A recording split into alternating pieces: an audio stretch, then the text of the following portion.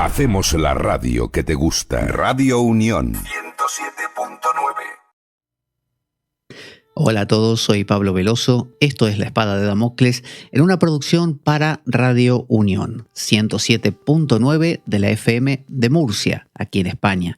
Dentro de un ratito estaremos viendo su página web para que podamos comprender cómo está organizada y poder acceder así a la programación tan variada y rica que contiene, incluido, ¿por qué no?, nuestro programa también. ¿De qué vamos a hablar en esta ocasión? Bueno, vamos a iniciar una saga, una secuencia de programas que van a tratar sobre el cristianismo. Y bueno, más de uno dirá, el cristianismo, yo no soy cristiano, no me gusta, eso es una superstición, es una mera tradición, son mitos. Vamos a plantearlo de una manera diferente. Yo lo que te pido hoy es que me concedas, que me des la gracia, la concesión de que me lleves un poquito la corriente en esto que te voy a plantear. Yo te voy a plantear algo bastante raro, bastante extraño. Y vamos a acceder entonces a la idea del nacimiento de Jesús, a la idea de todo el asunto de la anunciación, el nacimiento, Herodes, la matanza de los inocentes, todo lo que conocemos, pero bajo otra perspectiva. A ver si te hace sentido y a ver si te aporta algo realmente diferente, algo nuevo. Entonces, imaginémonos, a diferencia de lo que entendemos habitualmente, que habitualmente entendemos que la realidad es real, es un mundo ahí afuera de nosotros y que ha existido desde hace, no sé, miles o varios millones de años, donde a lo largo de la historia ha habido una evolución de las especies y en un momento, en el siglo I que nosotros le llamamos, aparece un personaje llamado Jesús, que nace, que envuelto en cuestiones misteriosas o mágicas o milagrosas, que predica, que enseña un montón de cosas, que luego lo apresan, lo castigan y lo matan. Después resucita y se queda en el cielo para, no sé, redención de los pecados de todos nosotros. Entonces, eso es lo que nosotros damos por sentado. Pero yo te voy a proponer algo distinto. Vamos a imaginar que no existe un mundo ahí afuera. Que cuando yo digo que toco este micrófono, en realidad no estoy tocando una cosa que esté afuera de mí. Que no tengo ninguna prueba de que este objeto sea un objeto que esté afuera de mí. ¿Cómo puede ser eso? Bueno, vamos a tomar como ejemplo, como medida, a los sueños. Cuando tú te vas a dormir por la noche y aparece el sueño, ¿no? Surge. Cuando el sueño surge, surge todo. Y surge todo a la vez. El sueño no es que primero se empieza a construir este edificio, después se construye ese coche. No, hace blup y aparece todo. Todo junto, ¿eh? Aparece todo lo del sueño más el tiempo. O sea, ese sueño tiene un tiempo. Es decir, uno se da cuenta que pasó 10 minutos desde que hizo tal cosa hasta la otra. A veces son tiempos más estirados como un chicle, otras veces no. Uno siente que está en cierta época. Todo está ahí. Todo aparece. Ahora, ¿de dónde aparece ese contenido? ¿Aparece de un cajón que teníamos guardado o debajo de la cama? No. El sueño aparece de la nada. De la nada. Es decir, uno dirá, sí, aparece de mi mente, del cerebro. Dijimos que no íbamos a pensar en un mundo externo. O sea que no hay un soñante dormido en su cama soñando el sueño. Vamos a pensar por ahora simplemente en el sueño. El sueño, en nuestro caso, cuando nos vamos a dormir, surge de la nada. O sea, no hay materiales. No tengo un bote de pintura debajo de la cama, trozos de metal para armar un coche, madera para armar un árbol. No. Hace plop y aparece todo, ¿no? Había un pensador irlandés, el obispo Berkeley, que él promulgaba o proponía que la realidad externa no existía. Que en realidad era todo un sueño de Dios. Él decía que Dios estaba, no decía soñando, pero decía Dios crea el mundo y nosotros somos entes que percibimos no un mundo exterior, sino que percibimos el sueño de Dios o el pensamiento de Dios, lo que Dios quiere que percibamos. Los hindúes tienen una idea parecida. Ellos proponen que hay un ser universal que lo abarca todo, ese ser lo es todo, todo lo que existe. Es decir, como decía Spinoza, Deus sive natura, Dios la naturaleza. Bueno, ese ser lo abarca todo, ese ser lo es todo. Por lo tanto, ellos lo plantean como una metáfora definida, es decir, como un ser llamado Mahavishnu que descansa en un océano infinito, y ese océano infinito u océano causal es su lugar de reposo, y cada vez que él durmiendo exhala, ¿no?, como roncando, de sus poros de la piel surgen infinitos universos. Y todos estos universos, más o menos, digo más o menos porque no son iguales, contienen las mismas cosas, más o menos. O sea, tienen un Dios creador, un Brahma, tienen un Shiva, tienen un Ganesha, es decir, un poco esos grandes arquetipos, esos grandes dioses están en todos estos universos. También hay demonios, también hay dioses, también hay niveles, ¿no? Normalmente son 14, 7 para arriba y 7 para abajo. Son como esos universos como huevos. Entonces, cada vez que ese Vishnu vuelve a inhalar, todos esos universos se meten dentro de él, y eso es la noche de Brahma, y, no de Brahma, de Vishnu. Y cuando él exhala otra vez, todo vuelve a aparecer, ¿no? La noche de Brahma es cuando el Brahma de cada universo duerme, y ese universo reposa, y cuando él despierta vuelve a aparecer. Un día ese Brahma muere y lo sustituye otro Brahma. Entonces, en cada universo aparece más o menos la misma realidad. Es como cuando hoy en día se habla de multiversos. Solo que estos multiversos normalmente se presuponen como lugares, como locus, como lugares ahí afuera. Entonces, yo estoy proponiendo esto. No hay lugares ahí afuera. Todo es como en los sueños. Es decir, el sueño no es más que una expresión de que, si lo hablamos cotidianamente, yo cuento a alguien, mira, ayer soñé con un pato verde. Vale. Un psicólogo me diría, un pato verde, eso debe ser, y me buscaría un sentido. Me buscaría una explicación de algo que me está pasando en relación a ese sueño. Y los antiguos ya lo sabían. Los antiguos prestaban mucha atención a los sueños porque los sueños te hablaban de la realidad. ¿Pero de qué realidad? ¿De una realidad ahí afuera? No, de la realidad, de la única que hay. La realidad que podríamos llamar adentro, ¿no? Entonces, vamos paso a paso. Imaginemos que todo este mundo, toda la gente que yo veo, todas las cosas que veo, en realidad no están afuera. No están afuera, son un acto perceptivo. Son ni adentro tampoco, no, porque no habría ni adentro ni afuera. Son percepción. Como cuando uno ve en la película Matrix, ve a Neo o a cualquiera de los personajes cuando están dentro de la matriz, que están viendo el mundo, no lo ven afuera, no hay un afuera. Cuando después nos enteramos que Neo y todos los demás estaban dentro de una especie de no sé, de cápsula, flotando en un líquido amniótico, ¿no?, con todos unos conectores, y creían ver un mundo afuera, pero no había ningún mundo afuera. Era el mundo que la matriz les hacía soñar, les hacía ver. Entonces, todo lo que vieran de ese mundo, todo lo que percibieran en realidad era de ellos mismos. Entonces, ¿qué tiene que ver todo esto con la figura de Jesucristo?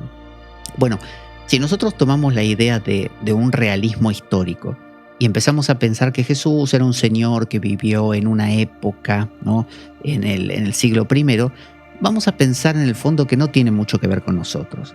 Y que si quiero creer en él, creo, y si no quiero creer, no creo en absoluto. Pero si empezamos a entender la realidad como un sueño, nos damos cuenta que la realidad es un acto interpretativo. ¿Qué quiere decir esto? Que si yo ahora entro en coma, no hay mundo. Se acabó todo.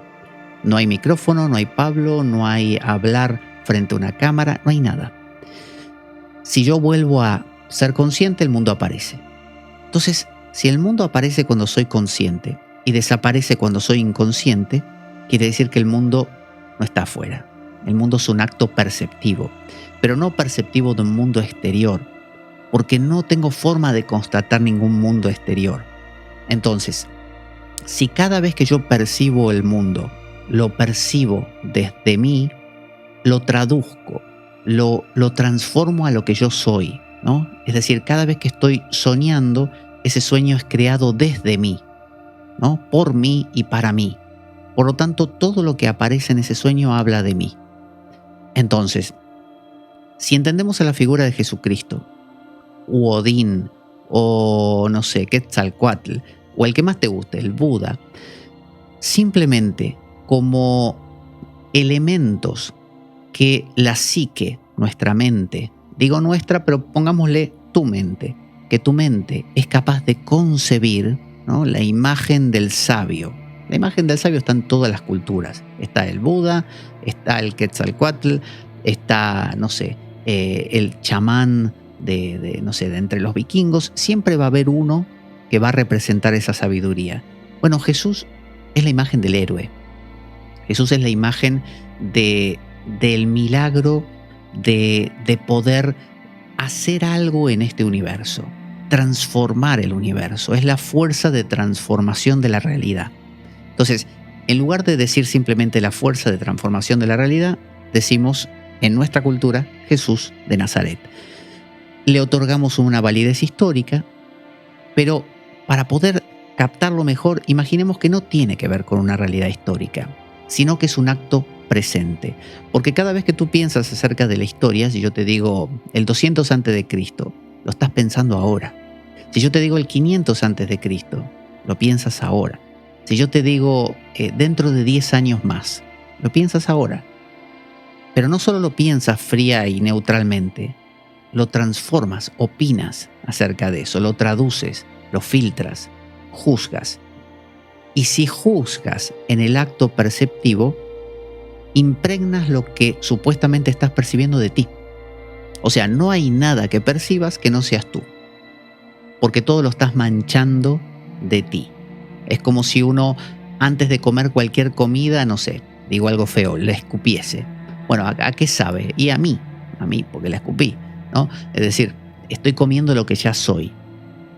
Por lo tanto, mire lo que mire, vas a ver a mí. Me va a contar mi historia. Es decir, que cuando yo lo veo a Jesús, estoy viendo una dinámica mía.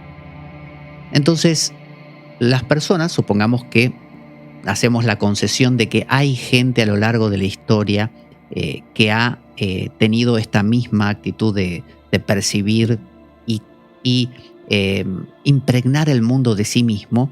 Bueno, ha generado mitos, ha generado historias, ha generado narrativas. Una de estas narrativas es la de Jesús.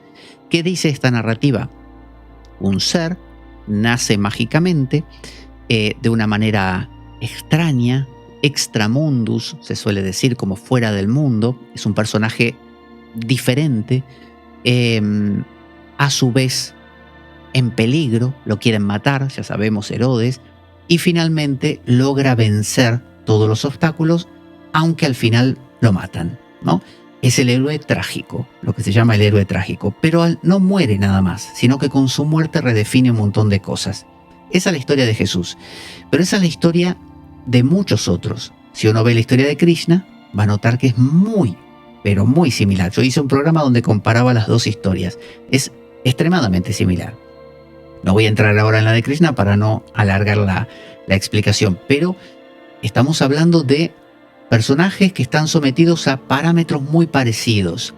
Y uno puede tomar dentro de la tradición judeocristiana un Moisés, y también nace en eventos milagrosos, nace con peligro también, porque lo quieren matar, es decir, el mundo no lo quiere. Si uno lo quiere trasladar a lo moderno, hablábamos de Matrix. Neo es el héroe trágico también. Nace, o sea, lo quieren matar, igualmente logra nacer, se tiene que esconder, se va preparando, luego se presenta al mundo, finalmente lo matan trágicamente, pero su muerte redefine las cosas, ¿no? Hice un poco de spoiler, pero bueno, ya es una saga antigua, salvo la última que sacaron ahora. Entonces, veamos cómo ese formato es un formato que se repite. ¿Qué encontramos en el formato de Jesús? Bueno, encontramos primero el tema de la anunciación. De alguna manera aparece lo angélico, lo divino que desciende a la tierra para anunciar algo. Vamos a tomar prestado la iconografía o la manera de representar de la alquimia, y aquí voy a apelar a un gran mentor mío, a un gran amigo y mentor que me ha enseñado muchas cosas acerca de la alquimia. He aprendido de muchas fuentes, pero él me ha enseñado muchas muy valiosas. Su seudónimo es Adán Kadmon, lo pueden buscar en Amazon. Ahí tiene una serie de unos 3 libros muy, muy buenos, muy recomendables, donde él hace un paralelismo continuo entre la iconografía cristiana y la alquimia. La alquimia es una manera de poder entender esta realidad, es una manera de codificar la realidad para poder comprender o dar sentido a estos eventos, que son eventos, como digo yo, oníricos. Así lo planteo, no lo planteo como un mundo externo. Básicamente mi filosofía es: no hay un mundo ahí afuera, es todo una especie de gran sueño. Por lo tanto, haga lo que haga, no haga lo que no haga, o mire a quien mire, eso habla de mí, todo habla de mí, ¿no? Entonces, volviendo a esto, tenemos un ángel que desciende a la tierra y que anuncia. ¿A quién le anuncia? Bueno, primero ya sabemos, le anuncia a Isabel y a Zacarías, que son los papás de Juan el Bautista. Y tenemos una nota común con el arcángel Gabriel, que también le va a anunciar, es el mismo, le va a anunciar a José y a María. Bueno, le avisa a la mujer cree y el hombre no. Zacarías desconfía del ángel, por lo tanto el ángel lo deja mudo. Y José desconfía del ángel y finalmente un sueño le revela que era verdad lo que le decía María, que José, claro, lo entendemos, es difícil creer eso, que tu mujer fue fecundada por un ángel o por Dios mismo, pero hay antecedentes. Es decir, Zeus fecunda a Dánae, la mamá de Perseo, de una manera similar, con una lluvia dorada que se escurre por entre el techo o las paredes de una especie de mazmorra donde la tenían a Dánae oculta, porque su padre no quería que tuviera ella relaciones con este dios, y el dios se apaña para lograrlo igual. Entonces hay esta idea de no queremos que nazca, pero nace igual. No queremos que nazca, pero igual nace. Entonces está el mito, la historia, la propuesta de va a nacer, va a pasar. Lo dice Krishna en el Bhagavad Gita, dice: cada vez que el Dharma decrementa, ¿no? Cada vez que se desbalancea, cada vez que hay demasiados malos o los buenos están ahí en problemas, que normalmente es lo que suele pasar, el caos empieza a ganarle al orden, dice: yo desciendo para darle a cada cual lo suyo y volver a poner las cosas en equilibrio. No baja a destruir todo, no baja a disolver todo, baja a que el juego siga. Entonces, esta realidad es un sueño. Ese sueño tiene unas reglas donde hay un balance de fuerzas positivas y negativas, bien y mal, que continuamente chocan entre sí, normalmente en un porcentaje de bastante mal y poco bien, como cuando vemos una película que siempre pasan muchas cosas malas y el héroe hace cosas buenas y es muy pequeñito y parece que el mal va a vencer y casi nos convencen de que sí, y en el último instante el héroe logra remontar y salva toda la situación. Entonces, de la misma manera que podríamos decir que un 70% de la película el mal gana, el caos gana, y en un 30 o 20 o hasta 10 a veces recupera el bien y logra triunfar, pero en el último momento. Eso es lo que produce un juego interesante. Si yo juego al ajedrez y gano de entrada, gano, es aburrido, no juego más. Si me ganan todo el tiempo, todas las veces, no juego más. Pero si yo gano y al final pierdo varias veces, tampoco juego más. Yo solamente voy a seguir jugando si me gana, pero al final gano. Cuando parece que ya no podía, al final gano. Entonces, ese es el formato de juego que nos gusta. Es el que funciona. Entonces, cuando aparece un héroe trágico, un modelo, pero no aparece afuera en el mundo, aparece en nuestra psique, es nuestro formato, eso es lo que entendemos. Así veamos una vaca y una mosca, la vamos a traducir como este mismo formato. Problema, finalmente, en el final, solución, ¿no? Entonces, estos héroes funcionan así. Funcionan como que nacen con problemas, los persiguen, los quieren matar, nadie les cree, es todo difícil, les pegan palazos, los lastiman, los machacan, no sé, los matan y al final renacen, ¿no? Como Dionisos. A Dionisos, si hay alguien que le fue mal en la vida, es a Dionisos. Y Dionisos finalmente renace y es el dios de los misterios órficos, ¿no? De los misterios de Eleusis, que va a revelar grandes verdades al ser humano. Entonces Jesús tiene ese mismo formato. Y fijémonos cómo lo femenino es lo que recibe el mensaje y lo acepta. La mamá de Krishna, Yashoda, es quien justamente cree en estas cosas, es la que más cercana a él está. María es la que acepta, José no. Isabel es la que acepta, Zacarías no. La parte masculina, la parte racional, es la parte que le cuesta. Entonces, las historias estas de dioses que nacen, incluido Jesús, nos muestran eso. Nuestra parte femenina va a ser la que acepte al Mesías, al ungido, al especial. Entonces, ahí lo tenemos.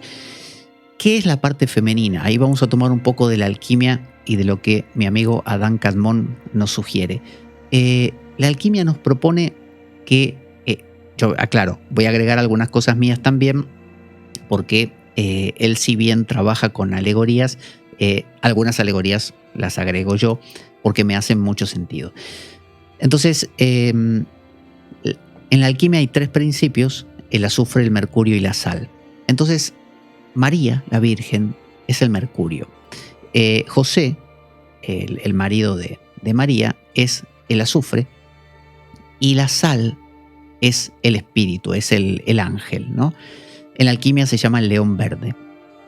De la misma manera, cuando nacen Adán y Eva, que nacen del primer Adán, del famoso justamente Adán Kadmon, nacen Adán y Eva.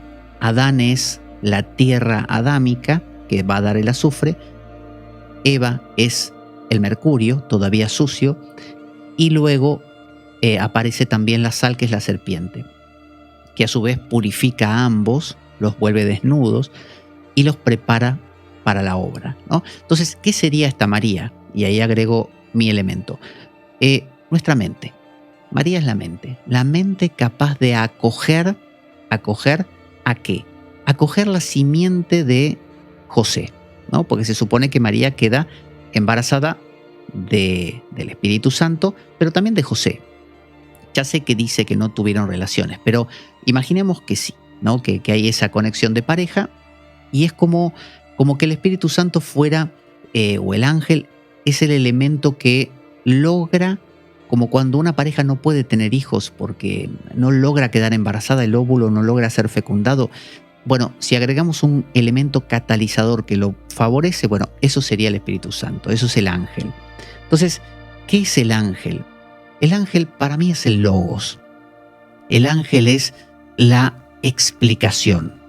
Cuando hay algo en tu vida que no cuadra y no hay caso y no lo entendés y no te funciona, y vengo yo y te digo, mira, te lo voy a explicar. Es así, asá, te pasa esto por aquello. Ah, decís. A partir de ese momento es como que quedás embarazada. Es decir, aceptás esa realidad. Ahora tiene sentido. Ahora hay, por eso la sal es la que conserva las cosas, es la que seca las cosas, y es también vista como una red que logra mantener, que no se escapen los principios. Entonces, se trata de que somos María, somos la Virgen María, es la mente María, ¿no? El mercurio, por eso es volátil el mercurio, ¿no? Como la mente humana. Pero María es una mente trabajada, es decir, una mente a la que le hicieron la anunciación. Y cuando se hace la anunciación aparece la estrella de la anunciación. Y esa estrella es lo que define en alquimia al mercurio estrellado. Cuando el mercurio sucio se convierte en mercurio estrellado es cuando se le quita una capa que lo mantenía tapado, desactivado, y ahí es donde vemos esas vírgenes negras o vírgenes que tienen un niño muy tapado, ¿no? O con una túnica muy azul, todos símbolos de todavía ese mercurio no es fértil. Es nuestra mente que no fue capaz todavía de captar esto nuevo que viene, este mensaje del ángel. Pero cuando en tu vida te explican las cosas, o en tu vida las cosas empiezan a cuadrar, ahora tienen sentido, es cuando ese Mercurio se vuelve estrellado, ese Mercurio se vuelve fértil, esa Virgen ahora se vuelve capaz de acoger en su seno la simiente de José, que es nada menos que el azufre. ¿Qué es el azufre? Bueno, vamos a apelar a una idea que propone Jung, que lo que excede al ser humano, lo que llamaríamos Dios, Deus sive natura, es decir, Dios es todo lo que existe, bueno, viene desde dos fuentes, desde arriba imaginemos y desde abajo. Desde arriba viene como esas grandes ideas que nos inspiran, ¿no? Sé un maestro, sé un papá, sé una mamá, sé un héroe, sé como un niño, sé un chamán, ¿no? No importa, lo que venga de arriba. Son lo que llamaríamos las musas, lo que nos inspira, lo que uno dice, no sé por qué, pero me interesa hacer esto. Entonces, ahí tenemos una de los lugares por donde viene lo que nos trasciende. Carl Jung solía decir que en el ser humano no hay nada creativo. O sea, María de por sí no es creativa. La creatividad viene de José. Viene desde arriba con estas grandes ideas o viene desde abajo como instintos. ¿Qué es un instinto? Algo que te mueve. Son emociones, algo que te emociona, te pone en movimiento. Entonces, las grandes ideas que nos inspiran, las emociones que nos mueven, vienen de los dos lados y nos ponen en marcha. Pero ¿qué pasa? Eso, aunque todos los días estamos sometidos a eso, a inspiraciones habituales, musicales, artísticas o de ideas en general, pero también de emociones que nos mueven, es como que nos atraviesan. A veces se nos escapan y uno dice, tenía esta como gran idea y se me fue. Bueno, en realidad, si tenemos una red que fuera capaz de sujetar suficiente tiempo esos instintos o esos grandes arquetipos en nosotros, ese José, pegado a María lo suficiente como para que se fecunde bien y se vuelva entonces un Mercurio estrellado, entonces tendríamos el nacimiento posible de ese Jesús. Para eso hace falta el león verde, para eso hace falta la sal, y eso es el espíritu, ese es el ángel que baja y que le dice a María, te voy a dar un manto de estructura, te voy a explicar las cosas, te voy a dar un orden, yo te cuento lo que Dios va a hacer, ¿ves? Dios quiere esto, vale, dice María, muy bien, ahora lo entiendo, sí, lo voy a hacer, y acoge el niño, ¿no? Ese niño entonces tiene una parte de José, entonces nuestra labor alquímica es absorber a José. ¿Cómo lo absorbo? Necesito de un elemento adicional, la sal. Necesito de la sal. ¿De dónde me viene la sal? De esto, por ejemplo, lo que estamos haciendo ahora, explicando cosas, de leer un libro, de filosofía, de psicología, de pensar, de sacar conclusiones, de entender, ¿no? Las grandes preguntas del ser humano. Todo eso ha permitido cuajar, ha permitido que ese embarazo imposible sucediese y uno pariese, como bien decía Sócrates con su mayéutica, diese a luz una verdad, algo grande. Entonces María queda embarazada. El ángel le dice, vas a quedar embarazada, van a hacer algo ahí. Entonces nace un niño que es la mezcla de José, María y el ángel, es decir, un elemento divino. Entonces no basta con que las inspiraciones que me vienen o los instintos estén ahí, porque están ahí todos los días, José está todos los días ahí, pero hace falta ese elemento adicional. En el mito del Génesis, ese elemento adicional es la serpiente, que le da el fruto a Eva y a José y a Adán, y transforma a cada uno en su forma purificada. Entonces transforma la tierra adámica en el azufre áureo y al mercurio, al régulo mercurial sucio, en mercurio estrellado. Y esa es la estrella de Belén, la estrella que vemos encima de María en el momento en que ella está siendo inspirada por el Espíritu Santo, ¿no? Hablándole el ángel. Entonces, normalmente hasta se ve un libro junto a ella siempre, símbolo de que ahora está abierta ella. Esto del libro es algo muy curioso y poco visto. La gente no ha tomado, yo tampoco lo sabía hasta que Justamente Adam Kadmon me lo explicó, o también lo vi en sus libros, y ahí entendí la idea de la apertura de la Virgen María, ¿no? Una apertura que viene también del libro, viene del logos, viene de la palabra, viene de lo escrito, viene de la explicación, viene de la sal. Entonces, es necesario abrirse al Espíritu, es necesario abrirse a la explicación. Esa es la sal de la vida, es lo que te da forma.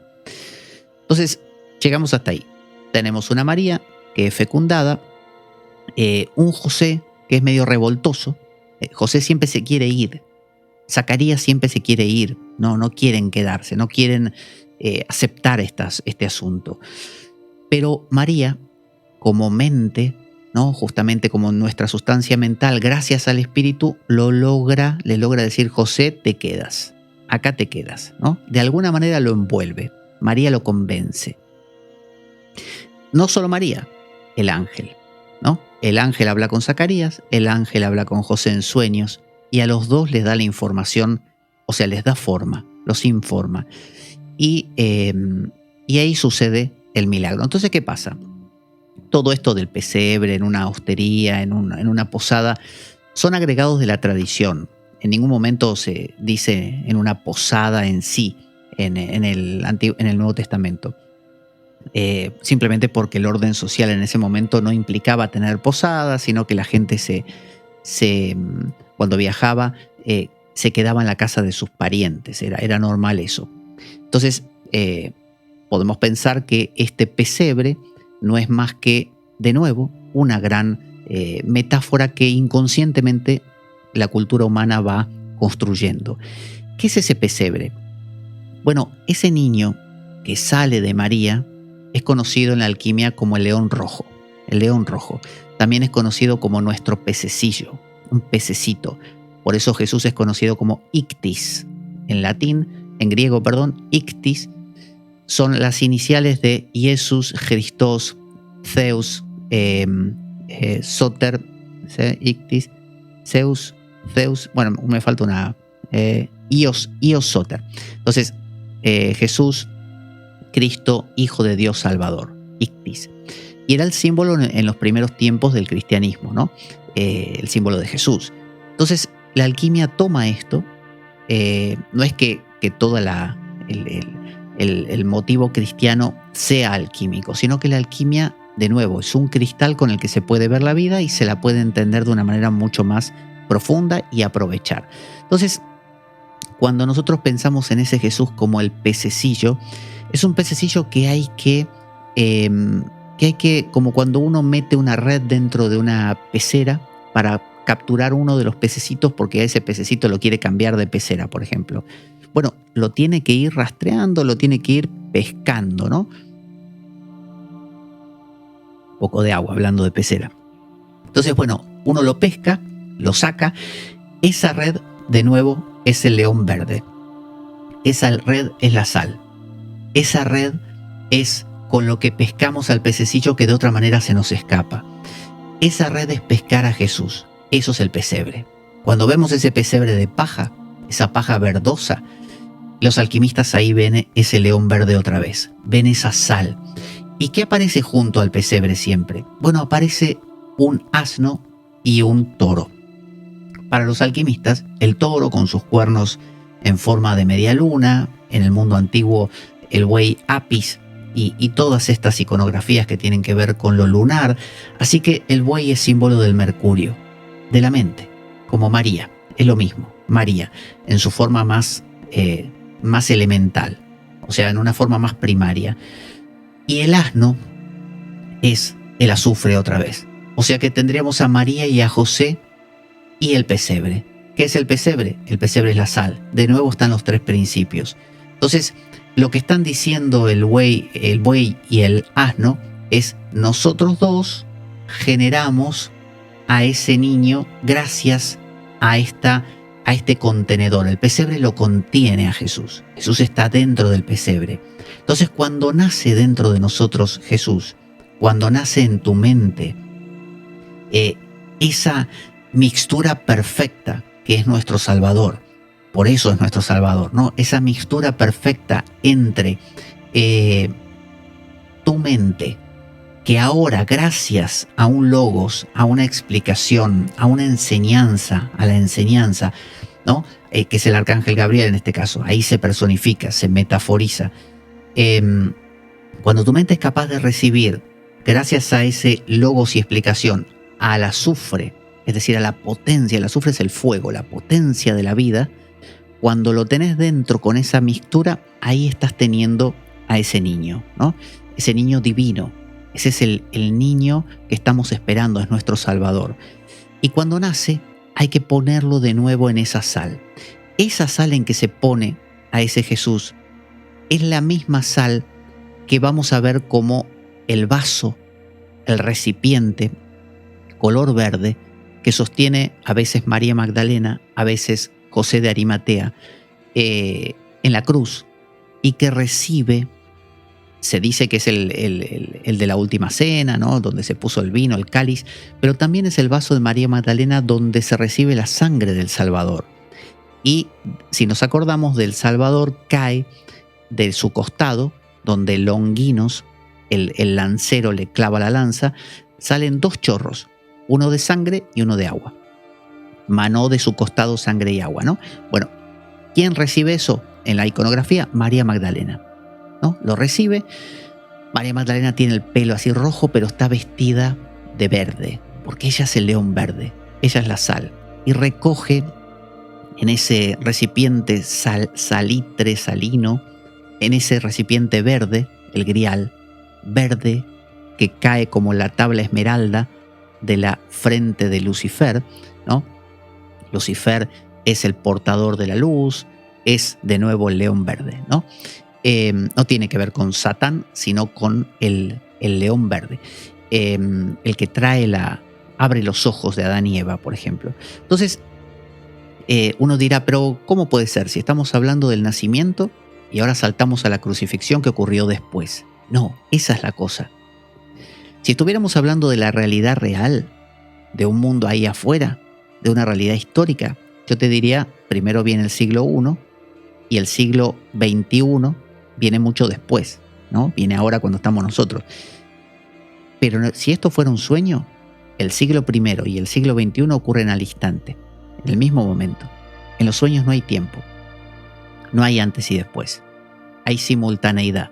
Es lo que los griegos llaman kairos, mientras que el tiempo cronológico es llamado cronos, justamente. Entonces, cuando hablamos de la crucifixión y del nacimiento, estamos hablando del mismo fenómeno, simultáneo. Entonces, Jesús no nació en el siglo I, Jesús está naciendo ahora, ¿no? O no naciendo. Jesús es crucificado hace un ratito y va a nacer dentro de otro rato. ¿Cómo puede ser que nazca después de ser crucificado? Porque cuando hablamos de sueños, no hay antes y después. Cuando hablamos de realidades míticas, no hay antes y después ni correcto o incorrecto. Si uno viaja a distintas zonas de Grecia, va a ver que en una zona Hércules, no sé, lo representan con una piel de león y en otra con, qué sé yo, con una túnica color amarilla. Y uno dice, pero... O en una muere de una manera y en otra al morir dice otra cosa. Y uno dice, pero entonces ¿cuál es la verdadera? No, todas. Pero una más verdadera que... No, todas son verdaderas. Todas. Porque en el sueño todo, hasta lo que decimos es un error, eso habla de ti. Entonces, otro poquito de agua. Entonces, volvamos a la idea de el pesebre. El pesebre recibe al pececito para que no se escape. Si yo hago las veces del Espíritu Santo, ¿no? Del Arcángel Gabriel, y te cuento algo, y te digo, mira, fulano, fulana, las cosas es así, te cuento una filosofía, te cuento una teología, te cuento una psicología para que entiendas y me dices, vale, ahora lo capté, entiendo. Lo que vas a estar haciendo es desde ese ser humano endeble, María, quizá mejor que otras chicas de la zona. María es elegida por eso, es la mejor de ahí, es decir, es una mente que tiene una capacidad de receptividad que no tienen otras mentes, ¿vale? O podríamos jugar y decir que dentro tuyo existe María y existen otras mujeres. Bueno, esa partecita María tuya es la que es capaz de acoger al Salvador, a José. Y José mezclado con tu mente y el Espíritu da al Salvador. Cuando nace ese Salvador, en el pesebre, que además nace de esta manera tan extraña, tan como extramundus, es decir, no nace en el suelo, nace en un lugar como flotante, porque nace arriba de un pesebre. Esto tiene un poco que ver, por ejemplo, en la India había un demonio llamado Hiranyakashipu, muy poderoso y muy malvado, y él había obtenido el don de que nada en la tierra o en el cielo pudiera matarlo, ningún animal ni ningún ser humano pudiera matarlo y ningún arma de ningún tipo pudiera matarlo, ¿no? De metal o de madera. Entonces, ¿cómo lo matan? Dios, Vishnu, aparece como una mezcla de hombre y león, o sea, no era ni hombre ni animal, lo pone sobre su regazo, y hay un dicho hindú que dice que en el regazo de Dios, cuando estás en el regazo de Dios, no estás en ninguna parte del universo, es decir, extramundus, y lo mata con sus garras, o sea, con ningún arma concreta. ¿Esto qué quiere decir? Que el nacimiento de Jesús tiene que ser así. Es un nacimiento imposible. Nio despierta de la matriz de una manera que nadie hubiera pensado que era posible. Morfeo creía en él nada más, pero no se pensaba que eso pudiera ocurrir, y ocurrió. Entonces, cuando nace, las máquinas, el agente Smith, intenta matar todo el tiempo a Nio. Bueno, de la misma manera vemos cómo en la vida de Jesús constantemente intenta matarlo Herodes. A Krishna constantemente intenta matarlo su tío Kamsa, ¿no? Y así pasa en todas las tradiciones. José tiene un sueño que le dicen, de nuevo, el ángel, la sal, le dice, vete con tu hijo y tu esposa a Egipto y yo desde ahí te voy a llamar. Y vemos cómo constantemente está esta idea en los evangelios de esto se hizo para que se cumpliera lo que decía el profeta, que en este caso es el profeta Oseas, que dice, te llamaré desde el desierto, ¿no? O algo así, te enviaré al desierto y te llamaré. Como que te tengo que enviar a Egipto para después poder llamarte. Y Jesús a lo largo de su vida parece estar cumpliendo todo lo que dicen los profetas. Porque si Jeremías dice no sé qué, Jesús lo hace, y él dice, cuando hace cosas, dice, esto lo hago para que se cumpla lo que dice el profeta tal. Esto otro lo hice para que se cumpla lo que... Entonces, uno dice, para que se cumpla lo que dijo en el pasado. No. Para que se cumpla lo que el profeta dice ahora. Todo es ahora. Entonces, Jesús está constantemente en la narrativa buscando demostrar que Él es ese arquetipo. Entonces, cuando pensamos en Jesús, yo por lo menos no pienso en una persona de carne y hueso que caminó en un pasado, porque de hecho no creo que exista una cosa tal como el pasado ahí afuera y hace mucho tiempo o hace 10 minutos. Lo único que creo que existe es esto. Y esto contiene todos los tiempos que han existido siempre, en este mismo instante. Porque si en este momento yo me desmayo o si mi mente pierde la coordinación, no hay ni antes ni después, ni arriba ni abajo, no hay nada. O sea que todo lo que existe, existe porque yo estoy construyéndolo. Bajo la perspectiva del obispo Berkeley, o bajo la perspectiva del cristianismo también, del hinduismo, ese que mira todo es Dios. Y yo simplemente soy un ojito de Dios. ¿Qué mira? Mira su propia hechura. Por lo tanto, hay un evangelio apócrifo, que no me acuerdo si es el de Felipe o el de Tomás, que dice, Jesús dice, levanta una piedra y ahí estoy yo. Es decir, no hay mito, no hay historia, no hay acontecimiento que no hable de qué, que no hable del Salvador. Entonces, vamos por parte. Tenemos anunciación, que es cuando vos estás en cualquier cosa, o yo haciendo cualquier cosa, y de repente viene una idea, ¿no? Una idea, algo que da forma.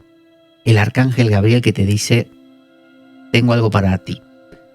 Y ahí tú puedes decir, no me interesa, vení mañana, o he aquí la esclava del Señor, hágase en mí según tu palabra, ¿no?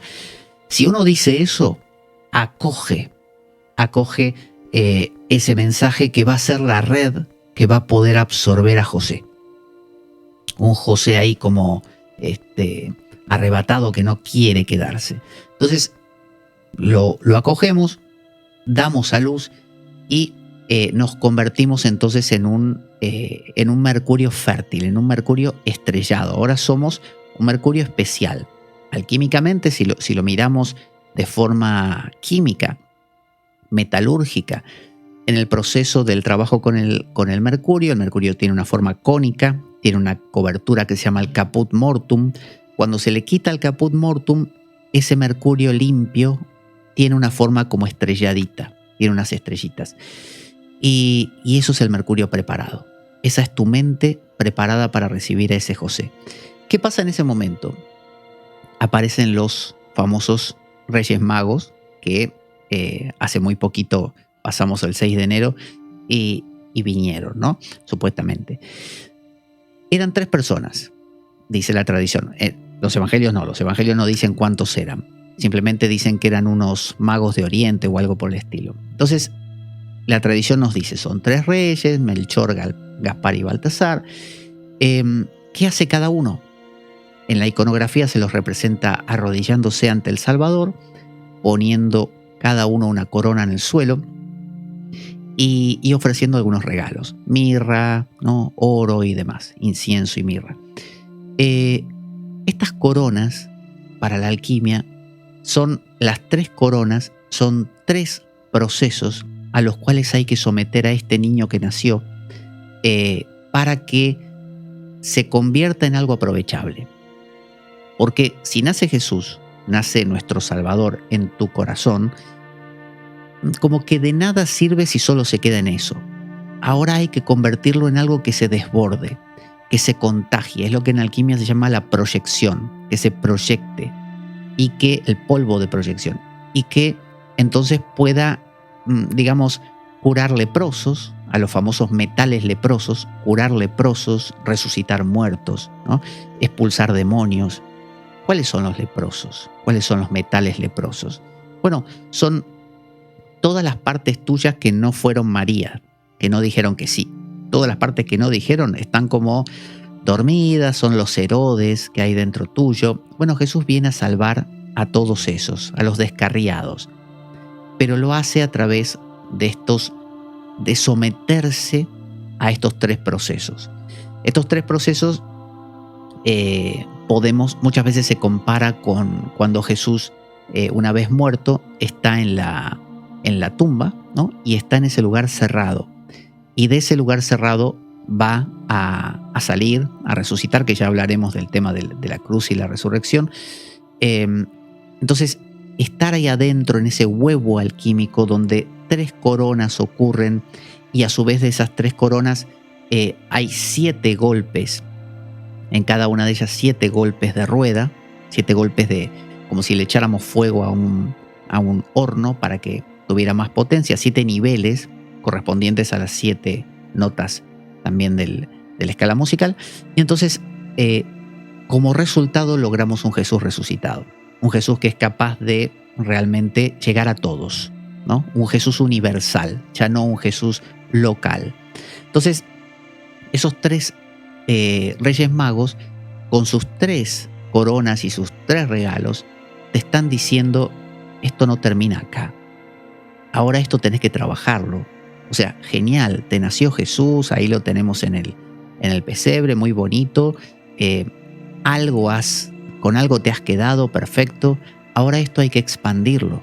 Ahora este niño tiene que crecer, tiene que aumentar y tiene que llegar a todas partes para hacer una gran tarea de salvar a todos. Y acá pasa lo mismo, de nuevo, uno dice, pero ¿cómo? ¿No me dijiste que primero tiene que ir a la tumba para que después pueda salvar a los leprosos y a no sé qué? Pero si él salvó a los leprosos primero y después fue a la tumba. No, en lo mítico hay simultaneidad. En lo mítico no hay antes y después. No importa si Hércules mata al león de Nemea después de que a la hidra de Lerna. No importa, cuando estamos hablando de estas metáforas, antes y después dan exactamente igual. Entonces, cuando tenemos el mito de Jesucristo, y cuando digo el mito de nuestro Salvador, no me refiero a que sea una falsedad, mito como falso, no. Justamente el hecho de que esté en todas las culturas, el mismo mito con diversos matices, nos muestra que es real, en el sentido de que es universal, que es algo que está en nosotros. Entonces, la alquimia lo plantea como estos tres factores: azufre, mercurio y sal. Mercurio es siempre nuestra mente, que tiene que ir purificándose. Azufre es esa parte profunda de la vida que nos excede y que se nos escapa siempre. Siempre se te escapan esas grandes ideas, esos arquetipos, siempre se te escapan esos instintos que te enardecen y después se te van. Bueno, la forma de mantenerlos es con ese león verde, esa sal. Pero esa sal, a su vez, una vez que hace su trabajo, todavía tiene que seguir actuando cuando ese niño nace para que no se escape, porque es muy fácil que cuando tengas ese insight, lo entendí todo, al otro día se te va. ¿Cómo es que esa sal actúa? Bueno, a nivel religioso sería la lectura de las escrituras, los rituales de cada religión ¿qué van haciendo? Evitando que la experiencia mística se pierda. Entonces, uno dice, tuve la experiencia, no sabes, toqué el tercer cielo, como dice Pablo de Tarso. Genial. Ahora, ¿cómo evitamos que eso se pierda? Bueno, la forma de evitar es leer las escrituras, hablar de eso, trabajar el tema, aprender más, mantenerte impregnado, ¿no? No dejar que te vuelva a comer el automatismo, que no se pierda. Y además hay que hacerle este trabajo que estamos diciendo de las 3 coronas y de los 7 procesos. Entonces tenemos la anunciación primero, que puede haber una negación de nuestra parte, no me interesa. Luego hay una aceptación. Luego están los Reyes Magos que hacen los regalos. Y luego viene el tema de la huida a Egipto con su consiguiente regreso. Después Jesús regresa. Y cuando regresa, inicia, que son esos 12 años que estuvo perdido, inicia su ministerio. Es decir, él se va a Egipto, después regresa y pasa un tiempo e inicia su ministerio en las calles, digamos, que dura muy poco. En realidad dura, creo que son unos 3 años y ya muere. Entonces, es una preparación. Hay que ir a Egipto, hay que ir a lo profundo. Es lo que se llama también una catábasis. Es muy parecido a lo que acabamos de decir de la tumba. Es ir a lo de adentro. Jesús, cuando está en su tumba y resucita, antes de resucitar desciende a los infiernos. Bueno, Egipto es una forma de infierno. Entonces, cada vez que nace algo en nosotros, tenemos que ir a esas esencias, a esa interioridad, a esa profundidad. No quedarnos en lo superficial, no relacionarnos con todos enseguida. Al revés, tenemos que irnos de ese mundo conocido. ¿Hacia dónde? Bueno, hacia Egipto. Y fijémonos que Egipto es un lugar donde Dios, en la historia bíblica, manda a su pueblo a cada rato, porque lo saca Abraham de Ur y al rato ya está Abraham entrando a Egipto porque le falta comida. Después, más adelante, Moisés nace, de hecho, en Egipto, ¿no? Y saca al pueblo de ahí. Un pueblo que había entrado por José, ¿no? Que José a su vez fue vendido en Egipto y por eso entraron ahí con todo el pueblo de Israel, porque se morían de hambre de nuevo. Entonces hay un coqueteo con Egipto y un llamado de a salir de Egipto, como le pasa a Moisés, que de nuevo Moisés es un tipo de Jesús. O sea, Moisés es la misma figura repetida hasta el hartazgo, no solo en otras culturas, sino en la tradición judeocristiana. Siempre que tenemos el héroe, ¿no? Ya sea el David que mata a Goliat y que tiene su fin trágico también, Salomón, Saúl, a todos les pasa cosas similares. Y el propio Moisés, ¿no? que al final de sus días no logra entrar en la tierra prometida. Sin embargo, cumple muchos de los propósitos, con dificultad, con 1000 problemas. Pero siempre Egipto.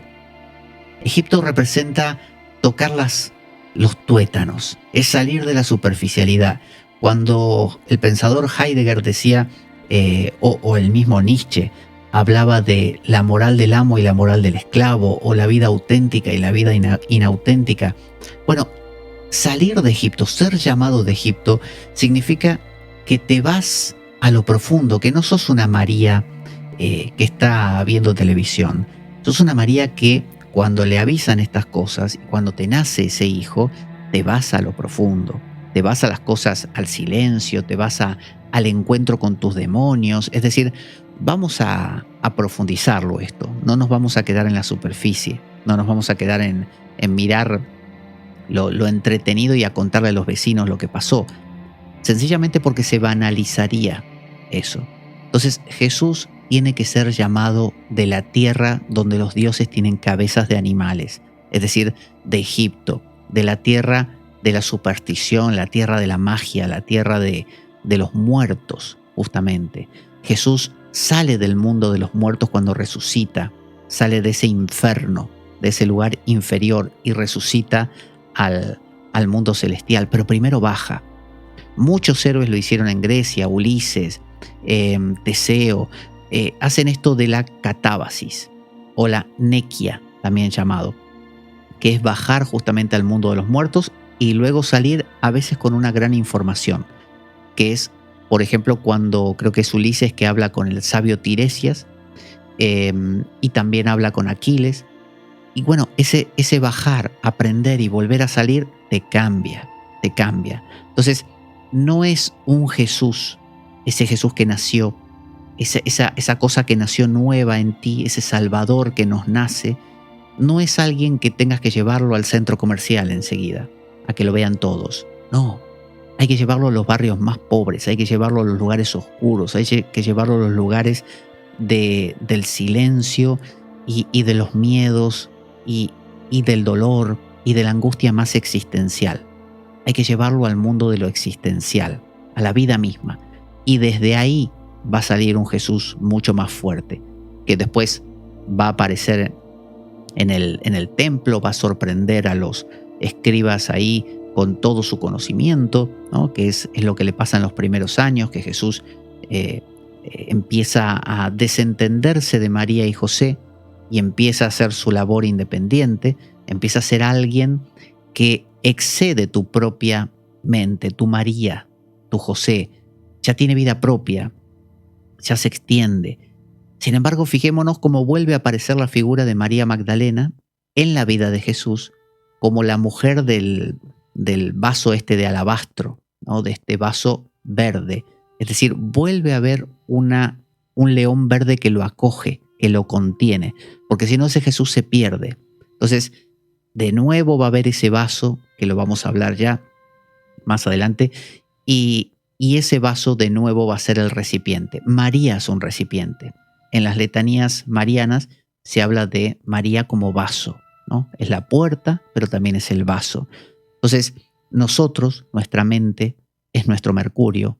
Puede ser un mercurio sucio, un mercurio no trabajado, un régulo marcial, como se suele decir en alquimia, en forma cónica, como las vírgenes que son cónicas, justamente, tienen esta forma, y a veces vírgenes negras son oscuros, porque tienen el caput mortis arriba, la cabeza de muerto. Esa cabeza de muerto se remueve, y cuando se remueve, de la cabeza sale José, el azufre, y también la serpiente o el Espíritu Santo, la sal. Y por otro lado, del mercurio que ha quedado destapado, surge María o Eva, ¿no? Es el mismo mito. No importa que pensemos que uno sucedió en el Génesis y otro sucede en el Nuevo Testamento. Es el mismo, es el mismo. Y todos nacen ¿de dónde? De la materia prima, de una sola materia, como dice la tabla esmeralda, que es Adán Kadmón.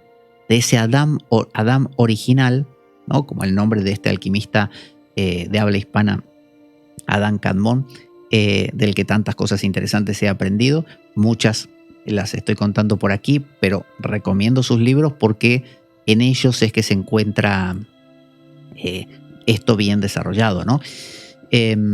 Muchas de estas cosas, como digo, él mismo diría que yo hago algunas interpretaciones más así como alegóricas o psicologistas más propias. Él hace alegorías, pero no se mete tanto en esto psicológico, tiene su propia manera, y él es muy respetuoso también con estas aproximaciones, considera que todas ellas son válidas, por lo que decía más temprano, que toda la realidad es un acto interpretativo. Entonces, lo que interpretemos siempre habla de nosotros, no hay error en eso, no hay error.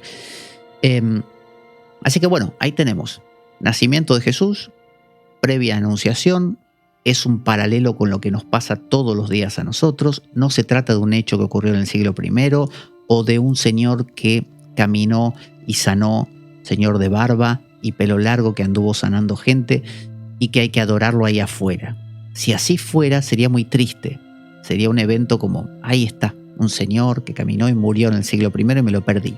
No, María soy yo, María es mi mente, José es la vida, la potencia de la vida, y el Espíritu Santo es ese león verde, es esa información que da coherencia a todo esto. Y si nace nuestro Salvador, si nace Jesús, Jesucristo, el pececillo, el león rojo, ese león rojo tiene que ser de nuevo cubierto por un pesebre, una María Magdalena que lo reciba, ¿no? Y que evite que se escape. Ese león rojo, color rojo justamente, como la sangre dentro del cáliz verde. A su vez, ese cáliz verde es la propia María Magdalena, así como la primer María Miriam, la mamá de Jesús, es un vaso, también lo es María Magdalena, y por eso la vemos en muchas iconografías embarazada, porque ella es la que recibe también a ese Jesús, para someterlo a los procesos de las 3 coronas, con los 7 golpes de rueda a cada uno, que será cuando Jesús esté en su tumba. Así que bueno, espero que este relato fuera del tiempo, extramundus, kairos, nos permita darnos cuenta de la actualidad que esto tiene y que no es una falsedad, no es un invento, es una manera que tiene el ser humano de entender la realidad, una intuición fundamental del ser humano que la vive en todas las culturas. El Concilio Vaticano II dice, católico, suele decir que Jesús no es que solo ocurrió para los cristianos, que Jesús, no sé, un aborigen de Nueva Zelanda que jamás oyó de Jesús ni nada por el estilo, él tiene su propia revelación a su modo. Eso dice la Iglesia. Obviamente la Iglesia dice que la revelación de la propia Iglesia es mejor.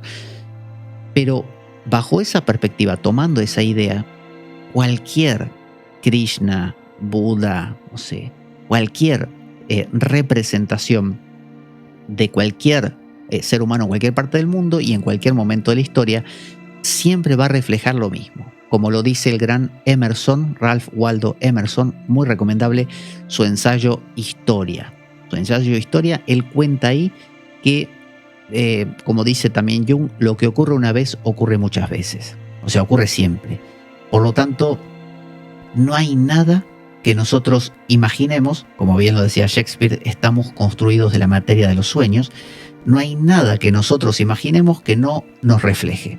Entonces, si alguna vez inventamos a la criatura de Frankenstein, o inventamos a Moby Dick, o inventamos a el que quieras, te habla de ti. O sea que si estudias a Moby Dick, aprendes de ti. Si estudias a la criatura de Frankenstein, que no tenía nombre, pobre, aprendes de ti. Si estudias a Jesús, aprendes de ti. Si estudias a Krishna, aprendes de ti. ¿Por qué entonces nos interesa especialmente Jesús? ¿Por qué no sé, Moby Dick?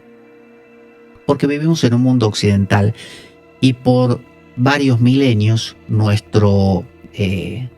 o un par de milenios y un poquito, nuestra iconografía, nuestras estructuras hasta edilicias, todo responde a esta figura de Cristo. Entonces, todo está impregnado de esta manera de contar la vida. Por lo tanto, que esta es la razón por la cual la alquimia no va a tomar, por ejemplo, la imaginería china, sino que va a tomar la imaginería occidental, pese a que hay una alquimia china que toma imaginería china. Pero la alquimia de aquí, de Europa, que se extendió a América, y que también tomó forma de masonería y otras vertientes. En el fondo lo que está haciendo es, ¿cuál es nuestro mito? ¿Cuál es la manera que tenemos nosotros de explicarnos la realidad? Bueno, el Salvador Jesucristo, el que muere por nuestros pecados, ¿no? Es decir, el que con su muerte puede sanar a todos de todos los males. ¿Cuáles son esos todos? Somos nosotros, son las partes de nuestro ser, de nuestra mente. En el fondo, como diría el obispo Berkeley, todo este sueño lo está soñando Dios, y por eso es que percibimos lo que percibimos. Por eso es que entendemos que tiene que haber un Salvador y que nos va a limpiar y a transformar, y que aparece un Hércules y aparece un Perseo y aparece un Teseo y aparece un Jesús. ¿Por qué? Porque Dios sueña ese sueño. Si Dios soñara otro sueño, no te interesaría un Jesús, te interesaría otra cosa. Pero quizá viendo qué nos interesa en distintas partes del mundo, que es algo que hizo Jung, por ejemplo, ver en los distintos mitos qué se repite, o lo hizo Joseph Campbell también, con todo el trabajo sobre el camino del héroe, él vio que el mito del héroe era habitual, como también el mito del padre, de la madre, del niño sagrado, el del chamán, el de la bruja. Bueno, están todas las culturas. Ya que están todas las culturas, quiere decir que es algo intrínseco. Entonces, si lo pensamos como el gran ser que todo lo sueña, bueno, ese ser está soñando este sueño, que incluye un Jesús. Y si somos occidentales y este es nuestro mito, ¿por qué no transitarlo? ¿Y por qué no depositar nuestro corazón ahí? Y no solamente pensarlo como, bueno, es un mito, es una cosa ahí fría. No. Cantar canciones, al que le apetezca ir a misa, o hacer meditación o contemplación. Es decir, realmente compenetrarse con esta figura. Y la paradoja es esta, va a ser muchísimo más profundo que la persona que cree. La persona que cree con la fe del carbonero, y aclaro, la fe del carbonero es un cuento que se cuenta de un hombre que el diablo lo quiso tentar, era un hombre muy simple, y le dijo, a ver, ¿tú en qué crees? Porque le quería hacer pisar el palito, ¿no? Entrar en duda. ¿En qué crees? Y dice, en lo mismo que dice la iglesia. Y bueno, ¿y qué dice la iglesia para hacerle pisar el palito? Y el tipo dice, lo mismo que creo yo. O sea, el tipo era ultra simple, no había forma de entrarle. Si tenemos esa fe de carbonero, entonces no, porque estamos creyendo como quien, no sé, usa corbata porque hay que usarla. Pero me estoy refiriendo a realmente compenetrarse con todo el ser y tomarse en serio estas cosas, porque estas son las que te convierten en María, en el vaso que recibe a José por obra del Espíritu Santo, y nace el Salvador. Un Salvador que tiene que transformarse, tiene que someterse a 1000 torturas y morir para que pueda resucitar y convertirse justamente en lo que llaman los alquimistas la piedra filosofal o polvo de proyección, porque la piedra filosofal es el Cristo mismo, es el león verde. Sin embargo, tiene que convertirse en una piedra capaz de proyectarse, de extenderse a todos. Así que vamos a mirar, antes de terminar aquí, voy a compartir la pantalla para que veamos la página de Radio Unión. Radio Unión, habíamos contado, es 107.9, de aquí lo tenemos arriba, de Murcia, FM, y tenemos aquí la programación. Por ejemplo, si nosotros picamos en Pablo Veloso, vamos a ver la espada de Damocles, y vamos a ver los programas últimos que hemos subido. Son bastantes pestañas, hay muchos programas para mirar. Hay que recordar que en mi navegador no se ven bien las imágenes, pero seguro en el tuyo sí, así que cada uno está acompañado de su imagen. Si picamos aquí en programación, de nuevo a mí no se me ve la imagen, pero a ti se te va a ver. Todavía no averigüé por qué a mí me pasa esto. Y tenemos otros programas también, Cultura Electro, Turbo Rock, A la Carta. Tenemos Oír Online. Si yo acá en Oír Online le doy este triangulito, voy a escuchar lo que en este momento se esté reproduciendo en Radio Unión. No lo voy a hacer porque siempre me sobresalta. Tenemos contacto aquí. para que si, por ejemplo, quieres publicitar en Radio Unión, puedas conectarte con justamente los asesores de Radio Unión. Aquí tienes la dirección, tienes el código postal, tienes el teléfono, aquí lo tienes, si quieres comunicarte, teléfono, y también el correo, por si eres de alguna otra parte que no sea España y quieres comunicarte, tienes el correo info@radiounion.es, con su teléfono móvil acompañando también. El anterior era un fijo. Al mismo tiempo, si quieres entrar a la página en sí, es tan simple como www.radiounion.es. Así de simple, radiounion.es. Estoy en la página de inicio, en este momento, página de inicio, donde también algún día voy a tener que ponerme a ver por qué no me aparecen las imágenes, porque están aquí los cartelitos de cada imagen, pero no me aparecen. Bueno, aquí tenemos la presentación. Esta es la pantalla de inicio, lo primero que te encuentras. Y eso es todo. Así que no te lo pierdas. Aquí lo tienes, no solo este programa de hoy, sino todos los anteriores, para poder seguir la programación. Volvemos por aquí. Bueno, hemos hecho este recorrido que lo vamos a continuar, Lo vamos a continuar. Hoy empezamos solamente con el nacimiento, la natividad, y con este paralelo alquímico. Luego lo vamos a ir recorriendo con el tema de las enseñanzas de Jesús, o sea, su ministerio. Vamos a ir viendo cosas como el Sermón del Monte, y también aquellas enseñanzas tan controversiales como poner padre contra madre, o nuera contra suegra, hermano contra hermano, padre contra hijo. He venido a dividir, no a unir. Y por otro lado, perdona a vuestros enemigos, perdonad a vuestros enemigos, amad a vuestros enemigos, haced el bien al que te maltrata, orad por el que te persigue. O sea, todas esas dicotomías, Jesús echando a los cambistas del templo, maldiciendo una higuera que no le da higos y se seca, pese a que se lo pidió en un momento que él sabía que no iba a dar higos porque no era fecha. Así que todo eso también lo vamos a revisar bajo esta misma perspectiva onírica. Y en esto entramos en la línea de alguien que hemos tratado aquí en Radio Unión hace tiempo, que es William Blake. William Blake también plantea esta idea de, como buen inglés, de este empirismo, de este subjetivismo que plantea también George Berkeley y sus compañeros ahí, David Hume, también John Locke, Thomas Hobbes también, toda esta gente que un poco negaba la metafísica y se quedaba con algo no doble, sino simple. Y en eso va muy en la línea, como diría mi amigo Irving Gatel, judío del judaísmo. Así que bueno, sin más, nos encontramos en la próxima ocasión. Recuerda, radiounion.es, ahí encuentras todos los programas que estamos grabando bajo esta consigna, y en la siguiente continuamos con más Jesucristo. Escríbeme si tienes dudas de estas cosas, haz comentarios en los videos y yo te responderé. Hasta pronto. Hacemos la radio que te gusta. Radio Unión 107.9.